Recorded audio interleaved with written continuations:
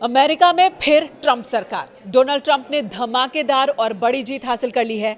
Republican उम्मीदवार Donald Trump ने शुरुआत में ही बढ़त बना ली थी, जिसे आखिर तक बरकरार रखा। डेमोक्रेट उम्मीदवार कमला हैरिस एक बार भी उन्हें पीछे नहीं कर पाई। हालांकि चुनावी पंडित और काउंटिंग से पहले तक सभी लोग यही कह रहे थे कि कांटे की टक्कर है। कुछ सर्वे में तो कमला हैरिस को ट्रंप से आगे दिखाया गया था, लेकिन जब काउंटिंग शुरू हुई तो उसके बाद ये पता चला कि अमेरिकी जनता ने क्लियर कट ट्रंप को अपने अगले प्रेसिडेंट के तौर पर चुन लिया है। अमेरिका में 131 साल बाद कोई शख्स दूसरी बार प्रेसिडेंट चुना गया है। उनकी जीत के कई कारण रहे। फिलहाल हम बात करेंगे उन स्टेट्स की जिसने ट्रंप को विजयी बना दिया। इनमें स्विंग स्टेट्स की भूमिका बहुत बड़ी है, इनकी चर्चा करेंगे। लेकिन इससे पहले जान लेते हैं कि इस बार चुनावों के ऐलान से लेकर अब तक क्या क्या रोचक देखने को मिला अमेरिका में चुनाव के दौरान। 2 बार मौत को मात देकर कैसे ट्रंप राष्ट्रपति की कुर्सी तक पहुंचे। इस बार अमेरिकी राष्ट्रपति के लिए चुनाव कई मायनों में ऐतिहासिक रहा है।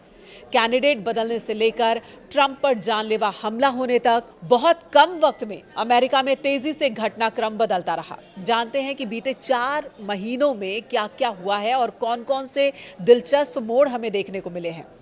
सबसे पहले रिपब्लिकन पार्टी ने पूर्व राष्ट्रपति डोनाल्ड ट्रंप को उम्मीदवार घोषित किया। ट्रंप पर 80 से ज्यादा केसेस चल रहे हैं। विपक्षी दलों ने ट्रंप के विरोध में खूब प्रचार किया, लेकिन ट्रंप पूरी ताकत के साथ आगे बढ़ने लगे। उस वक्त डेमोक्रेटिक पार्टी की ओर से प्रेसिडेंट जो बाइडेन कैंडिडेट थे।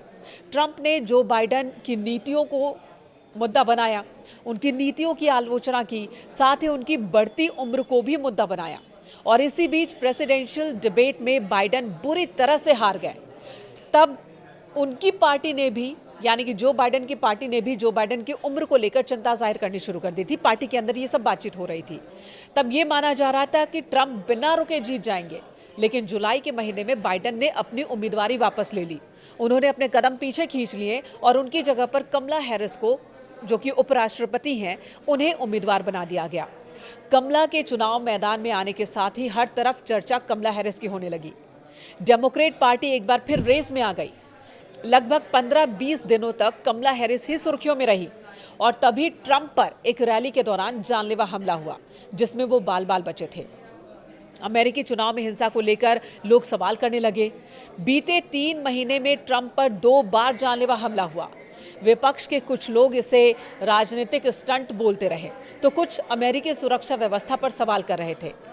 कमला के कैंडिडेट बनने के साथ ही उन्हें आर्थिक सपोर्ट्स भी मिलने शुरू हो चुके थे। अमेरिकी उद्योगपति और सेलिब्रिटीज की बात करें तो वो 2 खेमों में बंट गए। सबसे ज्यादा चर्चा किसकी हुई? एलन मस्क और बिल गेट्स की। जी हाँ, एक तरफ एलन मस्क ने खुलकर ट्रंप को सपोर्ट किया, तो दूसरी तरफ बिल गेट्स कमला हैरिस के सपोर्ट में आ गए। दोनों ने अपने पसंदीदा उम्मीदवार को प्रत्यक्ष और अप्रत्यक्ष तौर पर $1 मिलियन की आर्थिक मदद की।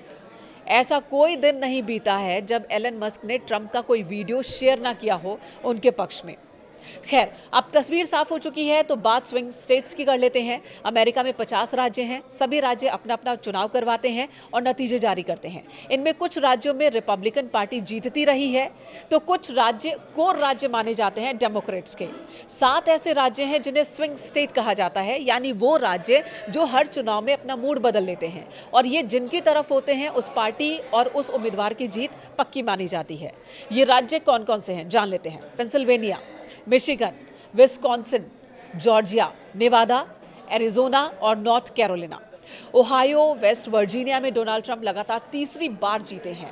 कभी स्विंग स्टेट कहा जाता था ओहायो, लेकिन अब ये पूरी तरह से रिपब्लिकन के कब्जे में है। ट्रंप ने 2016 में, फिर 2020 में यहीं से जीत हासिल की थी। पिछली बार वो राष्ट्रपति नहीं चुने गए थे, लेकिन उन्होंने जीत यहाँ से ज़रूर हासिल की थी और इस बार भी उन्हें यहाँ पर जीत ही मिली है। तो इस तरह से ट्रंप की धमाकेदार जीत निश्चित हो गई।